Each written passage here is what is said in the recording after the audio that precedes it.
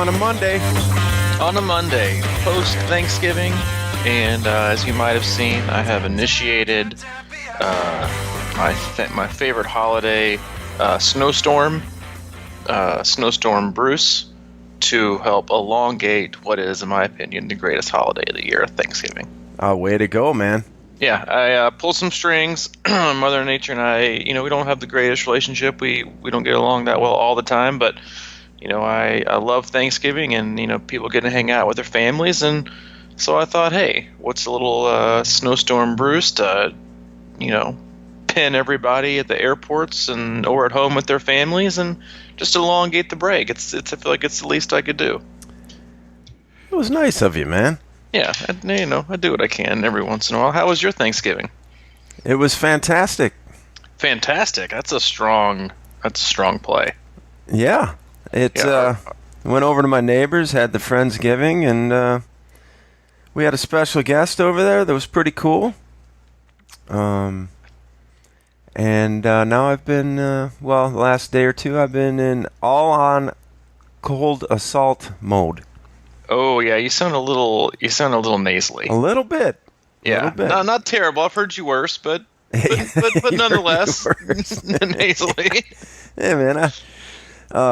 I think I got it in the wraps. Yeah, you're doing pretty good. Apple cider vinegar right out of the gate, and it just went hard, and we knocked it down. It was, they always start with a little bit of a twinge in the throat. Mm-hmm. And I went hard on it, man. I think I got it. I got a little bit of stuffiness, but we're good. Hey, listen, if you can keep it above the chin, then I consider it a win. Oh, that's right. Yeah. If you can battle it to what I would call a draw, and because this time of year you're gonna get, at some point you're probably gonna get something, but the hope is to only lay you off for like 2 to 3, maybe 4 days, where you can still get in some light work. I have this like unwritten rule with my athletes that if you have any kind of a sickness, like especially this time of year with like congestion and cold, some people get flu, pneumonia, all that kind of fun stuff, sinus infections. Like if it's above the chin, then keep on trucking. You can generally get away with continuing intensity or lowering intensity, but you can still get in easy sessions. But if it goes to the lungs, then it's a different story. Mm-hmm. Then we're talking about probable days off, all sessions easy, probably sticking away from the pool. So if you can, what I would call a draw is keeping it up top. The sinus pressure is never fun, but just battle to a draw. Do what you can. Get some extra sleep. Sleep. That was one of the biggest takeaways we had from the Starkey podcast, which was like late hundreds of our podcast. And he said like the biggest thing for recovery and fending off sickness is just how quickly he recovers and how much he actually sleeps during those time periods. And so I thought that was great knowledge. And I'm sure you haven't skimped at all on the old sleep. No, that's not. I never tried. I never skimp on sleep. Yeah, I didn't think you did.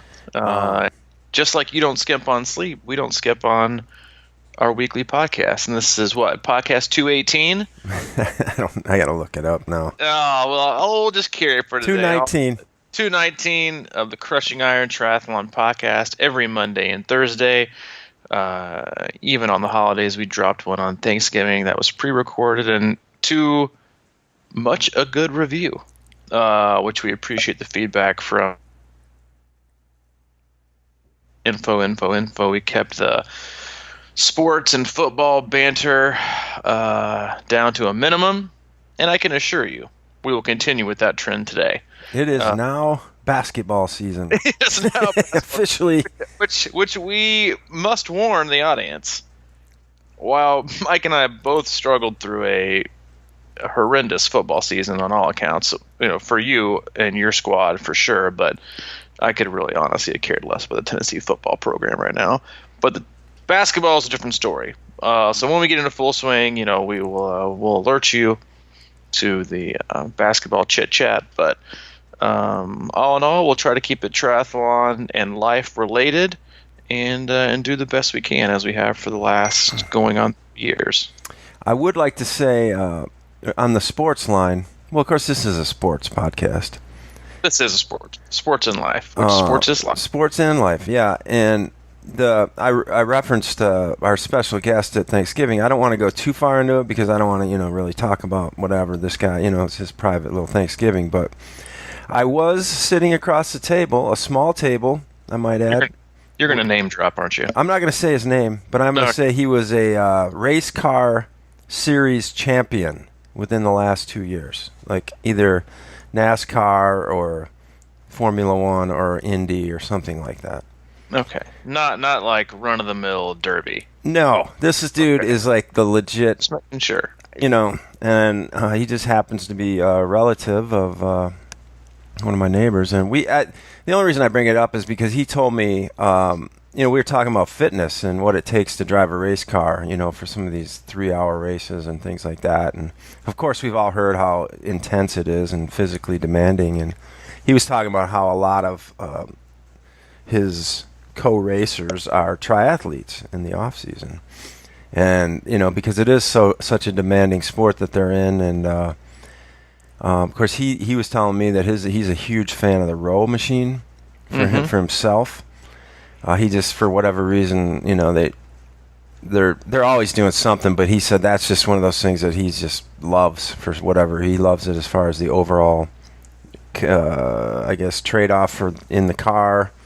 But anyway, I was kind of talking to him too about, I said, what does it take, because like I said, this guy is like at the top of the circuit, and I was like, what does it take to be at the top of the top? Because it's one thing to get into that sport, and it's quite another thing to get to. I think there's some parallels there between all sports really, but into triathlon. I was just curious, like, what it takes for some of these people to get to that level. And without hesitation, he said the details. It's all in the details. He said when I was racing at the junior level, whatever that is, he said I could just kind of go out there and use my driving skills and talents to kind of pull some things off, and get to the top of that level and beat these guys, and then when I got to the pro level where there's like 40 drivers or whatever that are really at the top that are racing all the time, he said it comes down to everything then. He said it was just a maturity play for me. I had to learn, everything from tires to aerodynamics to fuel to all this stuff. And he really was, it was almost like he was talking about it doesn't even become about the racing then as much as it is how you approach each race. And I just thought that was really interesting because I saw a thing the other night about Michael Jordan. He said at some point it wasn't even a physical challenge for me anymore. It just became a mental game. Like he turned his whole basketball career towards the end into a mental game. Yeah, because by then, it's not like he needs to continue to work on his jump shot, right? Certainly not as much, probably, but yeah. Yeah, not as much, but it's like but still, like the details and what I would call just like constantly being engaged, and I think a lot of athletes, especially at that level, like they're very, very, very habitual. Like they just do it over and over and over, and I think so much of it is about being engaged because what happens is I think. And I don't know if this is what he was alluding to or not, but like it's not like when you look at the highest level athletes, like quarterbacks in the NFL, the best soccer players, the greatest basketball players we have, right? Like whatever sport it is, like once they get to a level, yes, they want to continue to work on their craft, and they're always trying to quote unquote get better, but you're eventually going to get to a point to where it's not necessarily about getting better because it's not like he's going to continue to work on, like Jordan, like we said, work on his jump shot, but sometimes it's about not getting slower or not making it worse or falling into that trap of, I don't really need to work on this because I just kind of got it. And then the next thing you know, you quit. Or you quit. I wouldn't say working on it, but you quit focusing on it and continuously making time to do it over and over and over and over again to where it becomes habit and you want to keep it that way. versus if I just quit showing up at the gym an hour before the game and I just think I can just walk into the game and just be fresh off the go, probably isn't going to go very well. And so I think a lot of it also is just keeping your mind engaged, keeping things as like they've got, and especially at his level, I'm sure like you're as sharp as you're going to get, but the point now is to stay sharp. And if you can only stay sharp if you continuously focus on all the things, all the little things you've always done that got you there and that will keep you there. But most athletes falter at every level by forgetting what got them there and just assuming that they can keep it there without doing the same level of work and the same attention to detail. Mm-hmm. Yeah, like what are some examples of that maybe come to mind? I think that it is so easy to forget where we came from, and I was, with me, that was sort of playing off of last week's cast. It was, I think I started slipping on that, hey, get stronger, get faster kind of mentality a little bit, and you've alluded to that before, where you kind of, and I think that's a natural progression too as we get older. I was talking to one of the club members yesterday about this, was that when we get older, it's easy to start letting those little things slip out of your routine, and you kind of start not focusing, but kind of you let the easier stuff kind of exist more than the hard stuff. Yeah. And it's natural because you get older and because it hurts a little bit more, and you don't think about it in terms of you need to recover just a little bit more, maybe after a strength or a speed workout or something like that. So you naturally end up kind of living in that let's kind of take it easier world. Mm-hmm. And then you wonder why you're not as fast. Or things might break down easier. Mm-hmm. Or, like one of the, I think because it's so technique driven, I think most athletes find this brutal reality when it comes to the pool. You can take like 2 weeks out of the pool and you get in and you feel like a floundering fish that's drowning slowly. Yeah. Because it's all, I mean, it's not all technique, but it's the most technique driven in terms of what's going to get you point A to point B the fastest of both running and of all three sports, running, cycling, and swimming, and it is like just one of those things to where even at like the athletes at the biggest level will be like, oh, I just need to make sure that my mechanics are they still pay attention to them.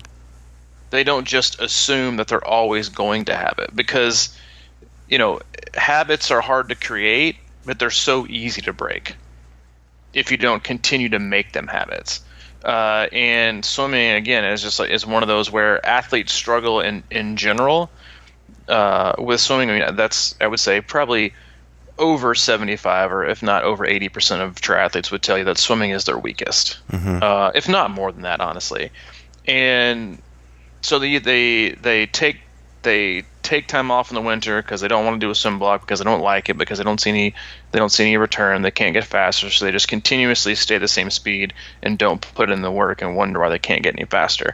But even if you swim, I mean, for me, and I'm a more of a top end. Swimming is definitely my strength. I swam year round growing up. I have a lot of experience in the water. If I take 2 weeks off of no swimming, oh, dude, it's a struggle. Really? I mean, I can hold a good 25 or 50, but then my form breaks down because I've lost some of my muscular endurance. And that's like one of the biggest things that I think athletes fail to do, especially in the pool. Is the biggest thing is swimming. When you want to get back in the water after taking a break, don't go in and try to just crush some super long workout if you're not going to pay attention to your stroke, your form. Mm-hmm. Go in and just almost overanalyze your stroke and make sure you're doing it correctly before you start to do it a lot. Which is unfortunately like what a lot of athletes will do, but it is, and this time of year again is one of those where it's and we've touched on this probably the last 5 to 6 podcasts, but it's hard for athletes to mentally engage so much on the consistency and the same volume as you would want to have, or you could have year round, or in the peak part of your season. But sometimes one of the easiest things to do is, and this is why this time of year is a great time of year to do a focus, a swim focused, a bike focused, a run focused. Because I think, and what I've found in the past is athletes tend to really, really, really do well with in those type of builds and those type of specific blocks this time of year, because it reduces the amount of attention to detail.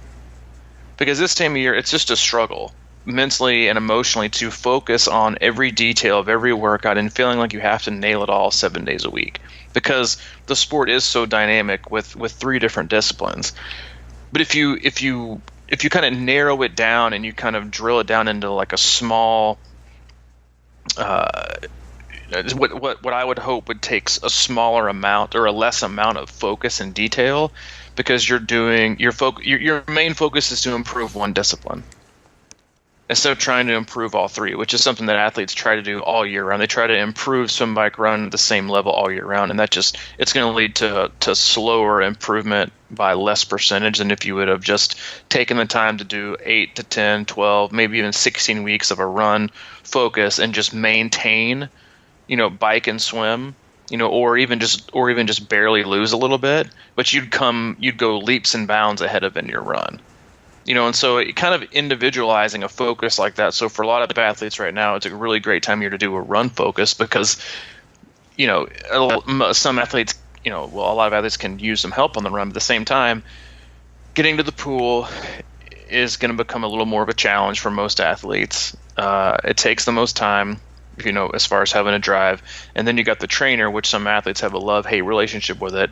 And then there's also, in terms of cycling, there's only so much an athlete can take of doing indoor training 3 to 4 days a week if you're doing a cycling block, before they just become like, I hate the trainer, I don't want to get on it. Mm-hmm.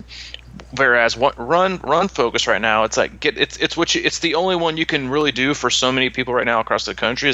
It's the only one you can do that'll get your butt outside, to feel some fresh air, to get some sunlight, to get whatever, instead of because that's one of the biggest reasons why people struggle this time of year, is because of the increased amount of darkness and the increased level of amount of darkness that you get, because there's not much sunlight. So you're not getting that energy boost up from being in the sun, or lack of vitamin D, all these kind of issues. But when you focus on the run, you can at least get outside and you can just focus. Right now I'm just focusing on my run.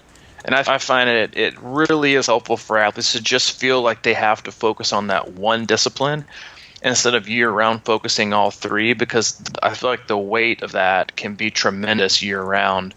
But the gains you can have by focusing on something like the run can yield huge gains down the road. Mm-hmm. You were talking earlier about the swim and how fast people can lose it, and of course, you even said that you lose it even though you grew up swimming. That's always my thing, is it's if you didn't grow up doing it, you don't have kind of that background of it, that sort of DNA level muscle twitch kind of memory thing. And most triathletes didn't grow up swimming, I would imagine. Mm-hmm. So right.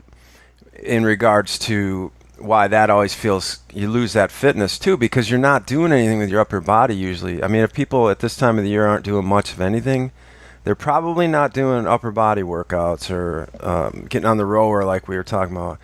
And I think that's another piece of that puzzle. You can go out and kind of feel like your run's still okay, because you're always walking around and your legs are, usually fairly strong to the point where you can go out and run a couple miles and you feel okay. But after that, that's the big challenge, right? So that's another reason why I think this is such a good time for a run block, is because you have to really go. I mean, as much as you ran as a kid, as much as you may have, screwed around playing in the fields or whatever, you have a long way to go after, a few miles. So it's a great time to do that. And I was out, it's so funny because every once in a while you'll pop a workout into my thing that'll just really click for me. And the other day it was an interval run.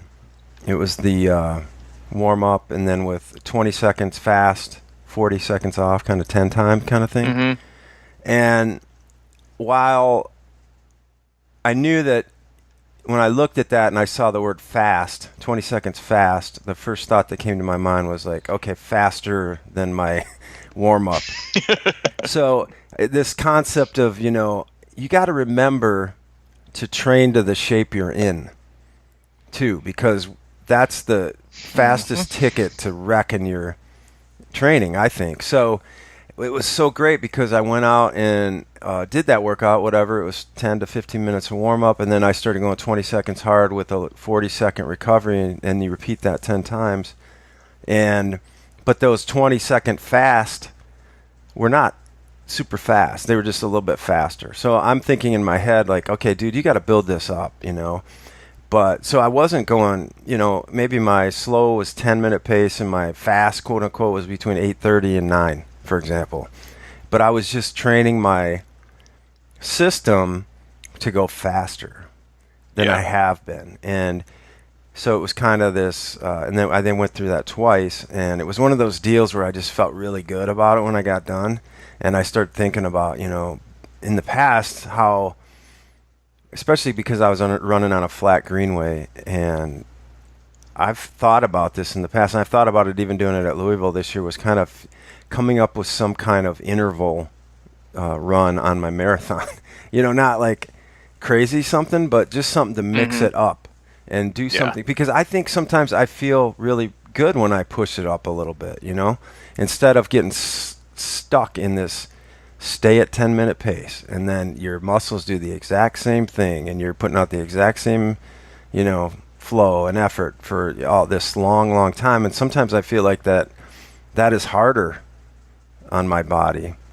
And so it just started making me think, not that I would really attack a marathon as an interval, but just this idea of building your current fitness. And I also thought it was interesting because right after I did that, and I was thinking about, I wrote down these notes, and you had posted something about a test for the athletes this week or next week, and it was like, you said something really great. What was it about how they're not in the same shape that they were, or they're not. Yeah. I mean, it's been because this is a very sensitive time of year for most athletes.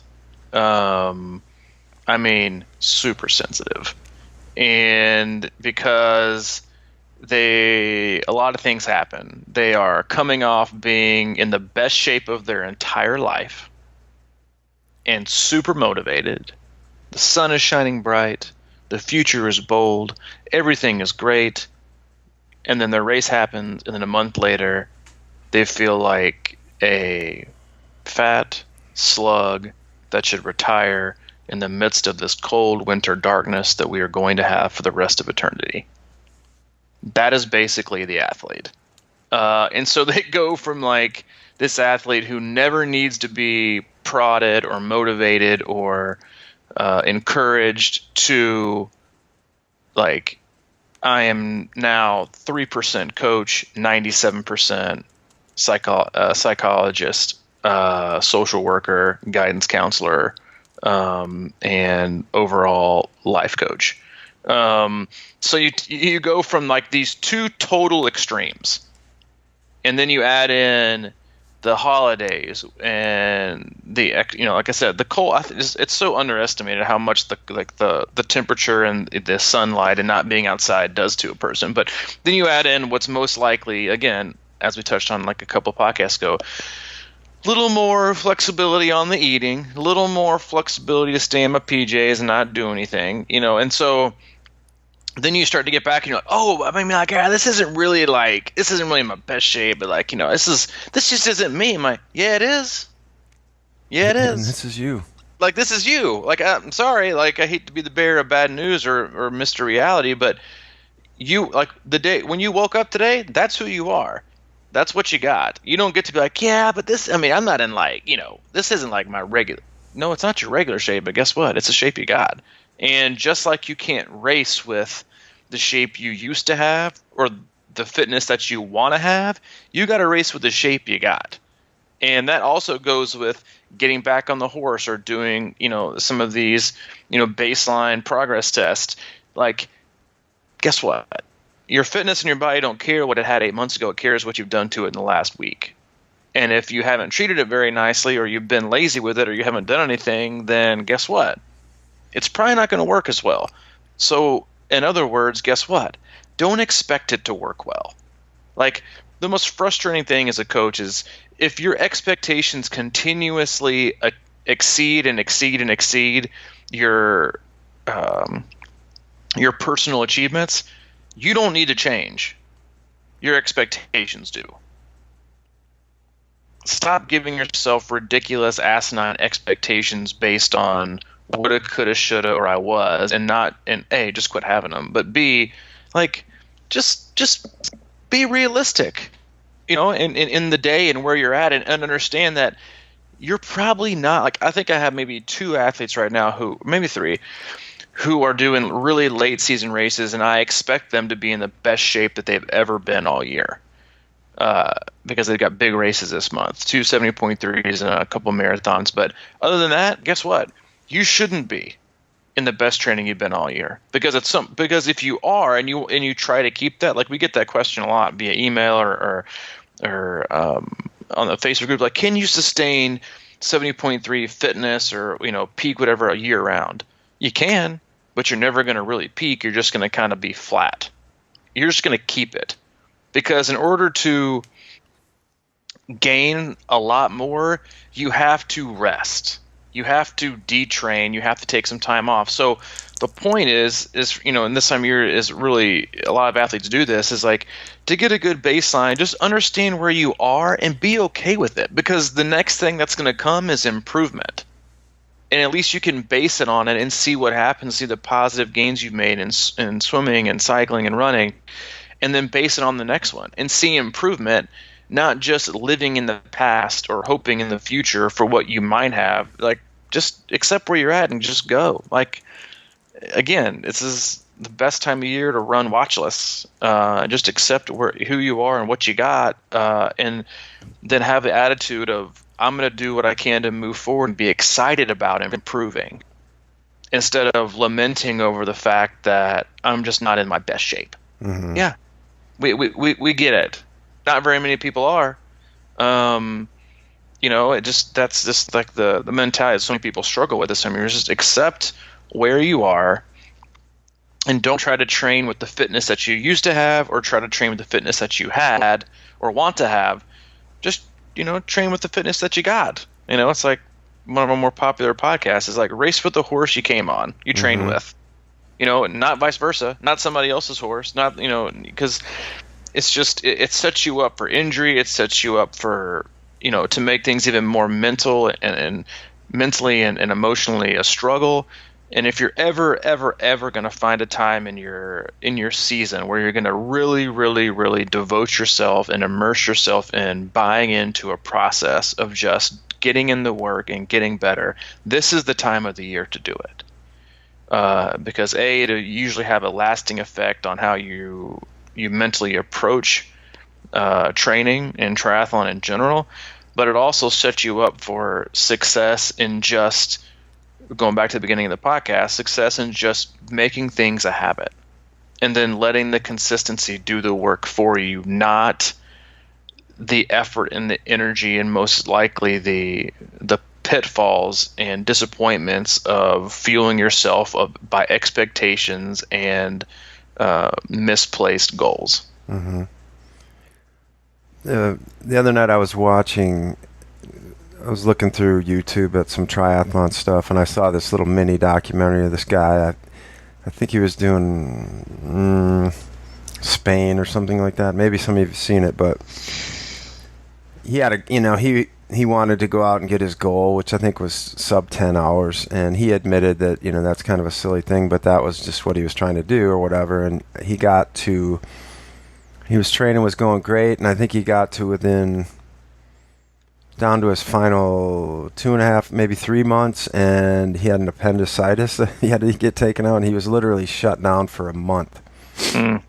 And, of course, he talked about how that worried he was, and how he lost his fitness or whatever.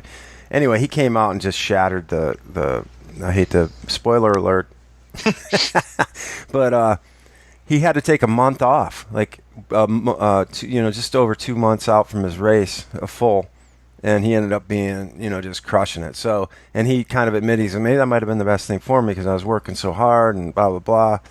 I think that's the hardest thing for us to see and believe, is that sometimes we're, if we try to sustain something like that year round, how you said it right, you just level off. Mm-hmm. The gains come from the recovery and the rest, and it's hard for us to stay focused on that, or hard to even see that sometimes. And that's why the cool downs and the warm ups and those sorts of things why they're important, right? I mean, they're hugely important. For most things, in terms of especially like swimming and getting in a groove, like running, like just make your first mile your slowest. It should always be your slowest. Your 1 mile is warm up / this is a systems check. Like your first mile is what I would call like reality. Here's what I really got today for the duration of the workout, not just for the first mile, because that is so much what people do. They think like, I am floored. I don't seem to come out and smash it and get out on this first mile. Look, clicked up. Here we go. 7:30s. Oh man, mile 2 and 3. This is not gonna go very well. Ease into it. Like every coach will tell you, your first mile should always be your slowest. Ease into the workout. Figure out who you are that day. Don't tell yourself who you are before you leave the front door. That might be easier to do when it comes to other things in life, but when it comes to your body, guess what's in charge? Your body. It could really care less about what your mind tells it to do for the most part in terms of expectations. It is, this is who I am today. This is what I have today. So this is what you're going to get, instead of having your mind.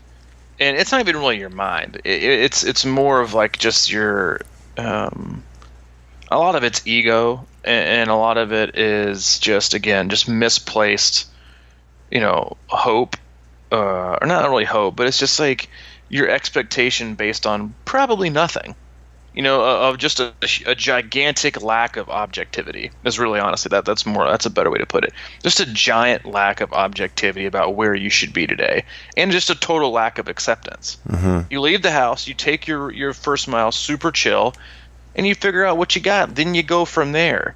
And same thing can happen on the bike. Like you do these harder bike sessions, and I tell athletes a lot of time, especially this, because most athletes really, really struggle in the beginning with pacing. They just pick a number out of thin air and just go with it. Mm-hmm. What I like to tell them is like, do this first interval blind, and just go by feel on what you can do, whether it's 80%, whether it's 90%, whether it's 100%, whatever it is, whether it's all out, because all out doesn't mean all out the entire time for the most part, especially for intervals longer than like a minute or 2 minutes. It means the best all out you can give effort wise for a certain duration of time. So what I like to do, because I used to really struggle with this in the past, is if there's 4 intervals, I'll do the first interval totally blind. And I won't look at any numbers at all. I'll just go with, this is the effort I can hold for not just these 4 minutes, but probably for the all 4. And then I look at it, and then the next 3, I'll keep it up on the screen. And my goal from then on is to either not let it drop 5 to 10, if I'm looking at the bike, not let my average for that interval drop by 5 to 10 watts, or try to increase it 5 to 10 watts. And of course, then and again, if you want to just totally empty the tank on the last one, then go for it. Mm-hmm. But being able to empty the tank in the last 2 to 3 minutes of your final interval is so much better than coming out guns a-blazing on your first one, averaging like 250, 260 watts, and then your next 3 are a meager 220, 210, 208 massive struggle. Mm-hmm. What did we learn? We didn't really learn that much about where you are fitness-wise. We just worried that you're horrible at pacing, and that you made a terrible judgment call on where you on your approach. So let's fix it. And that's a struggle with a lot of athletes, is going out so hard only to find things not where you want them to be. Which again, this time of year, and just like we say, like accepting where you are fitness-wise, accept what you have and be okay with, for the most part, what you can do in return. Like, what can you do right now? Because athletes fall into one category. Two categories. I got it all, man. I'm doing it all. I got a Monday through Sunday, green. I don't got it. I got nothing. It's like the full-on Christmas spirit. We're either seeing green or we're seeing red. There is no in between. There is no nothing. There's no yellow, orange, or blue. It is just green or red. It is. I'm gonna streak. I'm either gonna do all my workouts or I ain't doing jack. There is no happy medium, and the happy medium, honestly, is what a lot of athletes need right now. Is okay. Well, if you can't do it, then tell me what you can do, or commit to yourself what you can do. Like we see this all the time, especially when athletes, have been on like a training plan. Like you'll see some athletes who have like purchased like 17 different training plans on their account. It has like 19 plans from sprint to Ironman to Deco World Championship Ironman plan. And all it really just means is they do a week and they're like, that didn't cut it. Maybe, you know what I should do? I'm going to jump up the hours. I couldn't do 12, so you know what I'm going to do? I'm going to do 16. I can do 16. Let's do it. First day, Monday happens, life rolls around, crap, a day at work. What do they do? Skip a swim. They're like, phew, all right, that's not going to work. Let me start over next week. Let's see. All right, you know what I can do? 20 hours. I'm going to do 20 hours next week, and I'm going to commit, and I got it. So I'm going to go and get on Training Peaks and purchase a 20-hour. I'm going to do it. I'm going to knock out the 70.3. Here we go. Monday rolls around. Bam. Swim workout, run workout, done. Tuesday workout, wake up. Oh, shit, this is hard. I'm going to take the rest of the week off. I'm going to figure out my why. I'm going to see what I want to do. Saturday rolls around. Sunday rolls around. NBC broadcast comes on Corner World Championships. You know what I have to do? Man, Ironman. I'm going to do 2 of them this year. I'm going to train 25 hours a week. Here I come. I'm like, dude, just chill for a minute. Like, you don't have to have it all the time.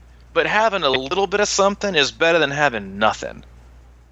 And going all in on 1 week that you're going to crush your greatest off season ever on the entire planet might probably lead to 2 more weeks of just meh.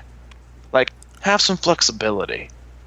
And a lot of times, like, I think having talked to other coaches, like when coaches insert flexibility, like for the athletes that I work with, everybody had, for the most part, except for like, again, 4 or 5 athletes who have big races in these next 2 weeks, everybody had Thursday through Sunday off / choice day. So you can either take the day off or you can do whatever you want, within reason. Because I have some athletes who can't be trusted. It's, some I know they're taking the day off. Some like, hey, 20 miles, not good. But what's also a gauge of is where they are mentally. So if you see 4 days off of total red, as a coach, what I see and interpret, and then in communicating with the athlete, really based on what you see, like on Monday, is they either are just suffering greatly with motivation. They had a bunch of motivation and they were doing well, but they took all 4 days off, and they probably comment in there like they just needed like an emotional like recharge. Like I know I did as a coach. Like I told our team, like, listen, Wednesday through Sunday, I'm out of office for the most part, as out of office as I can possibly be, and I totally need it. I just needed like a break. It wasn't that I was unmotivated; it just means that you just need a break. Everybody needs that. Or you see athletes who did like 1 or 2 workouts or did something every day. Those you're like, dude, no worries, keeping in a groove.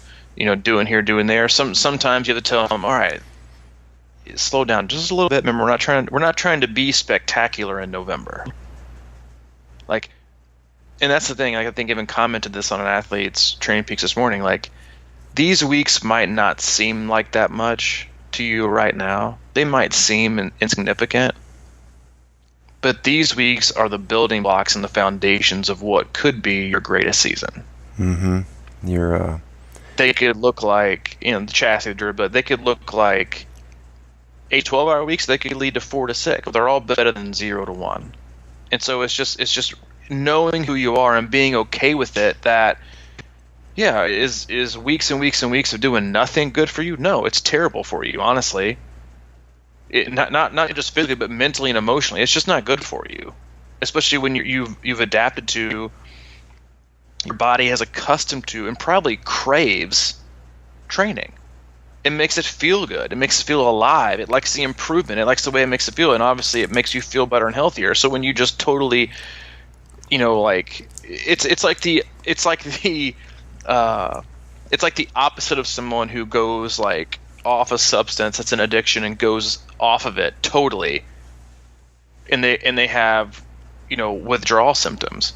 Like, if you don't think your body goes through withdrawal symptoms when you quit training because of lack of motivation or whatever, then you're just fooling yourself. Yeah, that's a great point. Like, your body craves these sessions. It doesn't have to be 5-hour sessions. It can be one, but your body craves these sessions. It craves the energy you put out. It craves the recovery. It loves that feeling. It makes you feel alive, and it makes you feel better about yourself. And it produces all these good hormones. It just makes you feel more alive. It makes you feel good about yourself. And it gives you more energy.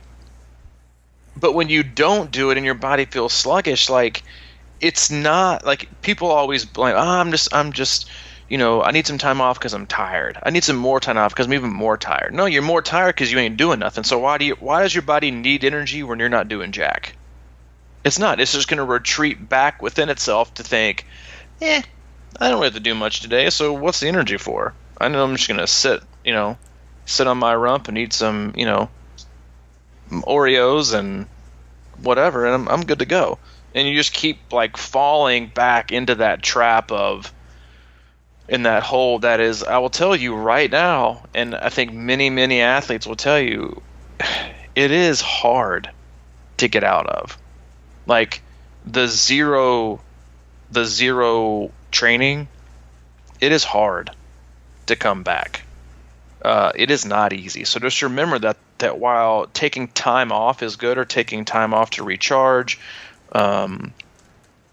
like, know what you really need, and then know what's more just being lazy than what you really need, because it's hard to come back from. Yeah, that's a really interesting analogy there. That it's like you need the rest, but you can't not look away from it. The addictive part of it, or the withdrawals of the workout withdrawal. It's like you can't. What you're saying about this could be the best year of your life, but you just can't see it yet, or whatever. It's sort of like those kind of things always remind me of something like, when you're going to paint the house. It's like this is the time of the year where you spend your focus is on like taping the trim and painting the edges. It feels like you're not doing anything, but it's going to end up making the paint job the best one you've ever done if you take the time to do the little things. And in the end, when you see the paint start going on, then you're going to come alive again, and then you're going to be like, oh man, this is where it's at. I'm feeling great. I feel really good about what I did to start this process. And you can look back on it that way. But the little things you're doing now they just don't feel like it sometimes, like they're meaningful. But that's why the whole thing about just doing something right now becomes so important, because the further you can stay away from that Oreo hell, the better off you're going to be in the long run. It is, man. It's hard. It's just hard to come back from. And like, I guess you want to think of it this way, is like, when you are, when you're in your biggest training, to give athletes like a visual, when you're in like your deepest training, like, imagine walking onto a field and it's just perfectly flat. It's dirt, it's soft dirt, easy to shovel. June and July, you come in, you get out your fitness and your training shovel, and you just start digging a hole. You just start digging. You're training right, you're eating right, you're working hard. It's the hottest time of the year. You're devoting everything you have, and you dig the hole, and you dig the hole, and you dig the hole. Then you then you race, and then it's time to refill the hole. Get it back to flat. Because you can't, because at some point, and if you're listening, you've done any kind of like, if you've ever used a shovel ever, you get to a point to where it's like, dude, I can't shovel anymore. This ain't going anywhere. Like, you can only dig your hole so deep before there's nothing. You just can't dig anymore. It's too hard. And so off season, the next 2, 3, 4 weeks after, you pile the dirt back in and you get it back to level ground. You might even leave a little bit of a hump, a little bit of dirt on the surface. Then you don't take out your shovel. You take out, like maybe a little, a little planter shovel, like, a little small one where you're doing, like the itty bitty ones, or a rake, and you just start chipping back away. You don't need to start shoveling with like a freaking bulldozer. Start chipping away. But what happens with a lot of athletes is they just ignore it in that little pile of dirt or that flat part. All of a sudden, you just walk away from it, and you come back in March, and you're like, holy shit, I could like jump my mountain bike off this thing. It's huge. And so now you've got to get your rake out, and you got to get all your training tools out to try to chip away just to get back to flat ground. And then again, like we talked about a couple minutes ago, what a lot of athletes do is they try to get really, really, really ambitious, and they're like, I'm going to buy a bulldozer, I'm going to take this puppy right out. And they don't see what's underneath it, and they end up, running aground or breaking something, or having a mechanical in your training bulldozer, and you're screwed. You're out. But just don't let your baseline become a gigantic mountain that you have to overcome. Just get it back to the base. Get it back to level ground and start chipping away, little by little. We're not asking you to dig to the Earth's core in your first week. Like, hell, I don't even care. Don't get out your rake. Just got a blower. Blow a little bit here and there, a little bit of sand, a little bit of dirt, and then they call it a day. But so many athletes, once they get to the level, like, oh, that's a lot easier. I'm just gonna let it pile up a little bit higher. Well, what's the big deal? Let it pile a bit higher. Next thing you know, you can't even see over it. So just remember, and hopefully that visual was helpful. Like, just don't neglect it. You don't, and listen, you can nurture it and not make any movement one way or the other. You don't have to always be detraining or digging a gigantic hole. You can just be, like what we talk about all the time, you can just really do your best to just tread water. Because sometimes this time of year, it's honestly just about treading water. Because, a lot of athletes make that decision, and they're all different this time of year. Some athletes that I work with, they will go nonstop year round. They have no issues. They will just always go. You have to lower their training to prevent them from going and digging a hole, but they just don't like time off. They just do it. Other ones take a little bit of a break, and then they're chomping at the bit to get back. And the other ones, they take a little bit of break, and it's really, really hard. So you got athletes that are either jumping in and swimming year round. You got athletes who are right now treading water, and you got athletes who are sitting on the side of the pool, being like, "Ooh, that looks too cold. I don't really want to get in. I'm gonna do a couple more arm swings, to get loose, get my body warmed up. I'll make a couple laps. Hey, let me check my phone real quick. Make sure I didn't miss anything." And Joe Schmo was like, "Hey man, that lane pup doing?" Like, nah, go ahead, man. I'm just checking my workout, make sure I get everything in my right. Do a couple more arm circles, flap my arms around like Michael Phelps, and think about getting in. Sauna. Exactly. That's right. I'm gonna go. You know what I'm gonna do? I'm gonna go loosen up in the hot tub. Yeah. I gotta get loose, man. I gotta get loose. I don't know how many times post race in the past first 2 weeks, I'm like, I'm gonna keep this train rolling. Walk in the locker room, walk past the hot tub. You know what? I'm just gonna get in the hot tub for a little bit. I'm gonna loosen up. Yeah. I contend if you do that at this time of the year, that's a win though. If you get to the pool and you start doing arm circles, that's good enough for me. Because something might happen. Exactly. If you find yourself on deck of a pool, because that's the biggest thing. just get on deck. I challenge you just to get on deck this week, because getting on deck, then what are you gonna do? You're just gonna walk off deck and pretend like, oh, hey man, I got a phone call, I gotta take this. Yeah. And you disappear, and you disappear into the Y, never to be seen again until March. At least you can say, I went to the pool.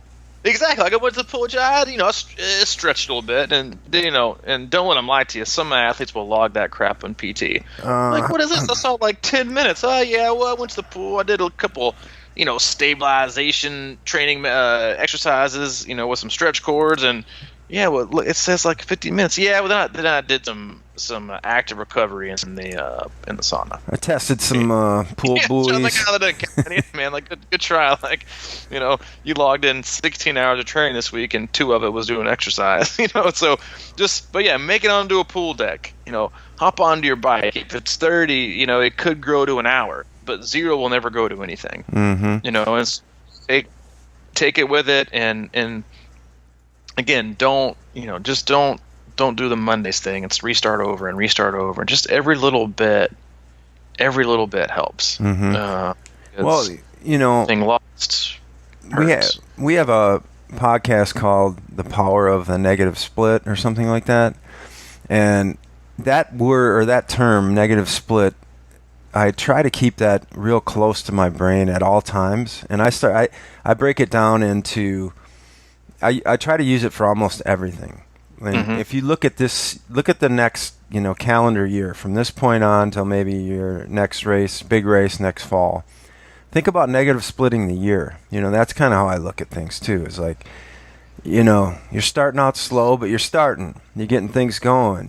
That's just how it works sometimes. You can't be all on, and you can't be at your peak, and you can't be doing things like that. And then I break it down into, the season. And, you have to, that's kind of the theme of this, is kind of sort of train to the shape you're in. And back to kind of full circle, go back into that interval run I was doing the other day. I even think about, and you probably, I'm sure that you talk about this all the time, because if you're having a 20 seconds fast and a 40-second off recovery, and you have 10 of those to do in a row, you don't run your first 20 as fast as you can. And you want to end that round of 10 being the strongest at the end of that. And if you want to, and you don't run that 20, any of those 20s, your first step as hard as you can. You want to end the 20 seconds as hard as you can.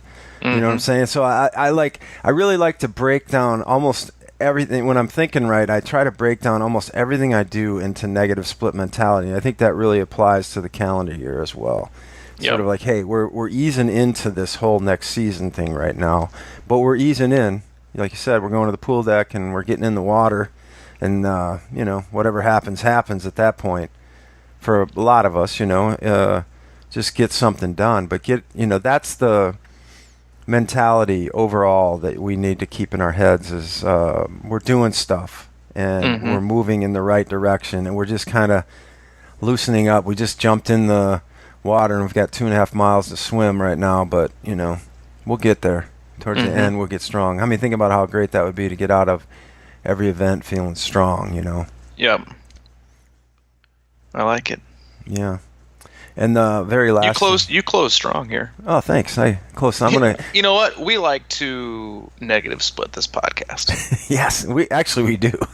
It's really, that's kind of an interesting microcosm of everything, is that you sort of warm into things and you get going, and then it all starts coming together. It's a process, I've often used that transition analogy too, where you get out of the water and you get into the transition and you're in swim mode, and you can't even think, and then all of a sudden you got to do something completely different. You just have to trust that you're going to have to slowly ease into that bike and wake up those bike legs, and that's the story of life. And getting out of bed and getting into a podcast, and then it's like get my head straight, and by the end we're feeling pretty good. Yep. Cooking on all cylinders. Yep, cooking with grease. Cooking with grease. The one other point I wanted to bring up about recovery real quick, because I made a note of it here, was you don't really do yoga, but I'm sure a lot of people do yoga, and if you're familiar with it, you go through an hour and a half you warm up a little bit, and then you go through this posing slot where that's pretty much like the main block or whatever, where you're doing some pretty intense moves depending on the level, and you go through it. And the end is always called savasana, where you quote unquote recover, relax, and lay back and let all of that work sink in. And they always, the best yoga practitioners will make that session long. It might be 20 minutes where you're just done with class and you're laying on your back and letting all the movement you just did soak into your bones and your muscles. And they call that the most important part of the yoga practice. But so many times I'll go to yoga and there's like, oh, get in Shavasana, and there'll be like 3 minutes, and then we get up, or people will skip out of it. It's like, they're done with their workout, and they don't respect the recovery process or the most important process of the growth and the actual, effects of what just happened. So I just think about that in terms of recovery to what we're doing, and I always try to make it stand out that recovery process and those little things that you might do after your workout, or the sleep process, or all these other things, are really the most important parts to getting better. Totally, 100% agree. A double strong close. Double strong closed. Man. Way to carry us home as I was faltering in my last mile from a pre-podcast or a middle podcast bonk. You carried us home. Well, on that note, if you want more about my yoga philosophies, we've got a new club program. We'll post a new YouTube video of Mike doing yoga in a Speedo. Shavasana. I'll just be laying there. 20 minutes. Crevassier or whatever you call it. And we'll post that soon. Only a like button, no dislikes, on a link to his Tinder page. And then we can also, if you want more information on all the things that we do, you can go to crushingiron.com. We have a coaching podcast, tab about our athletes, swim analysis, other videos we have, camps, our blog, and then we also have a pledge tab where you can pledge to donate some to the podcast, which is incredibly helpful to keep this party train going. And then what's been a very popular tab as of late is our club tab. If you click on it again, it's at crushingiron.com. You can click on the club tab and it'll take you to our club membership page, which has gotten a ton of good feedback, and it makes me very, very happy that it's been so well received in terms of that they're, it's one of the things we originally did and why we did this podcast in the first place was just because we felt that there was, other people out there like us that wanted to connect but didn't really know how. And obviously we didn't see it transforming into what it's become here, over 2 years later. But the club membership really follows in that kind of ideology, in that we kept hearing and seeing that there was a need for being part of a team and a club without maybe not having the ability or the means or even just the want to afford or partake in individual full-time coaching. And so we came with the club membership. So if you want more info on that, it's on the website, crushingiron.com. Click on club. It is $2.99 for a 12-month membership until January 1st. So click on that. You get a 30-minute consultation with Mike to establish your current situation and goals, access to a closed Facebook group, and then you get a 12-week customized training plan that I will do for you at the time of your choosing. Most athletes have chosen to kind of do that for their peak A race sometime of the year. And then the biggest thing is you have unlimited access to all of our training plans in the Training Peak store at no additional charge. And I've already started working on a couple new plans as well that will be made available to those athletes, and I'll email them as they come. So really excited to offer that. And more information can be found on our website. Yep. I've been talking to a lot of club athletes the last week or so, and I'll be talking to more this week, and it's been awesome, and we're figuring out some cool stuff and getting them going in the right direction for next season. So check it out. Check it out. Check it out. Check it out. And we will check out right now, and then see you back on Thursday for another episode of the Crushing Iron Triathlon podcast. The Crushing Iron. God. I like that. That's a spin-off, the Trushing. Hey, that's what many of us are doing right now with our training. We're just trushing our way through. All right. Well, thanks a lot, buddy. I will talk to you later. All right, man. See you.